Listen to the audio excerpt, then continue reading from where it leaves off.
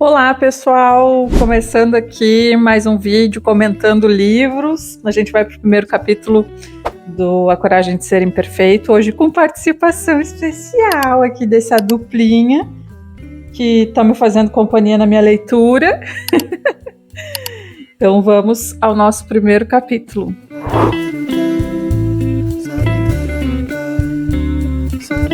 Bom, então antes de eu começar, ela vai trazer uma reflexão no primeiro capítulo sobre escassez, já no comecinho do livro, para a gente ter algumas reflexões. Então, antes de começar os comentários do primeiro capítulo, que já no comecinho do livro ela vai falar sobre escassez, ela vai trazer várias reflexões aqui pra gente nesse comecinho de leitura. Eu vou te pedir para que, se tu ainda não for inscrito aqui no canal, se inscreve. Se já for inscrito, né, ou se acabou de se inscrever, ativa o sininho de notificação. Deixa um like no vídeo, deixa um comentário, engaja aqui comigo, que isso ajuda muito o canal, é muito importante para quem está do lado de cá criando conteúdo. Eu vou compartilhar agora o primeiro capítulo, que o título do capítulo é Escassez, por dentro da cultura de não ser bom o bastante. Então, eu não vou fazer a leitura do capítulo, então pode ler aí, né, se estiver acompanhando com o livro. Eu vou fazer alguns comentários de percepções que eu tive assim ao fazer essa leitura. Os dois bem alinhadinhos aqui.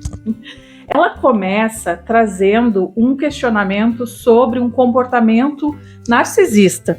Então, questionamentos assim de quando ela foi dar palestras, de pessoas falando que hoje em dia as crianças estão muito narcisistas, que assim houve um aumento no uso da expressão eu e meu no lugar de nós e nosso, onde as pessoas estão buscando cada vez mais atenção para si mesmo, e eu acredito que isso traz também uma questão de deixar de enxergar o outro, as necessidades do outro. Isso tem a ver com comportamento de uso de mídia social. Isso mudou muito, né, a cultura da gente nos relacionamentos interpessoais. E essa questão do narcisismo, ela não traz aqui como, de fato, o transtorno de personalidade narcisista, né? Que esse transtorno ele tem origem num mito grego antigo.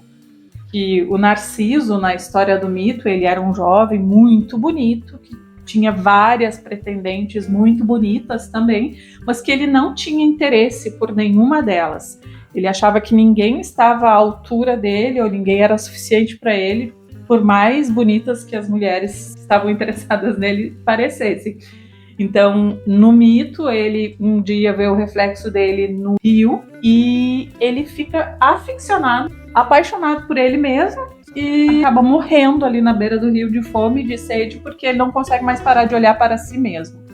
Então, é daí que vem o nome do transtorno de personalidade, e ela está trazendo aqui numa visão um pouquinho diferente do transtorno de personalidade. Ela está trazendo mais nessa questão de, avaliando o narcisismo pelas lentes da vulnerabilidade, ela fala sobre o medo que as pessoas têm de serem humilhadas ou de não serem suficientes. Então, todo esse teatro que se forma de se mostrar melhor e de se mostrar muito perfeito, e toda essa preocupação que tem em torno disso tudo, desse comportamento, é o medo de ser humilhado por não ser suficiente. Então, ela disse que acabou observando que as pessoas, elas tem medo de não ser bom bastante, de não ser bonito bastante, de não ser magro bastante, de não ser inteligente bastante. Então, elas mascaram esses medos atrás de... Eu vejo aqui que seja atrás de alguns personagens, né? E que isso nos traz muita escassez. E ela fala que o contrário de escassez não é o exagero, não é a abundância, que a gente até vê muito por aí em discurso de coach, né? O contrário de escassez é a abundância. Ela traz aqui, na reflexão dela, que não é, que o contrário de escassez é a suficiência. Então, para a gente olhar um pouquinho mais, né, de cuidado para a nossa rotina, para o nosso dia a dia, para entender de fato o que é suficiente para a gente. E ela fala que a vida plena, ela está nessa suficiência.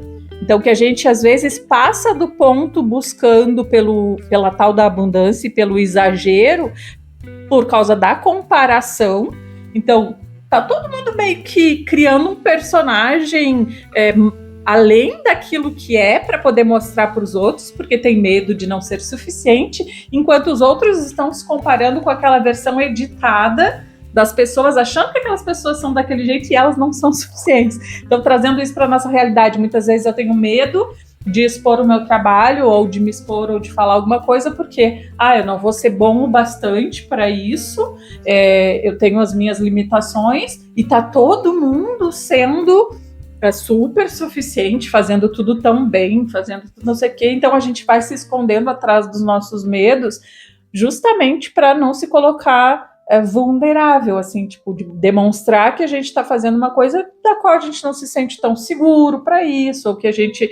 E essas inseguranças vêm por a gente achar que não é suficiente, que a vida que a gente tem não é suficiente, que as coisas que a gente tem não é suficiente, que a forma como a gente... os recursos que a gente tem, parece que nunca nada é suficiente. E eu acho muito interessante essa reflexão. Ela traz ainda nesse capítulo alguns motivos para isso, né? Assim, o problema de nunca ser bom o suficiente, a fonte da escassez, ela está dizendo aqui, que a gente tem sempre que pensar, né, em 3 pontos principais. Até vou tentar ler aqui a frase onde ela fala.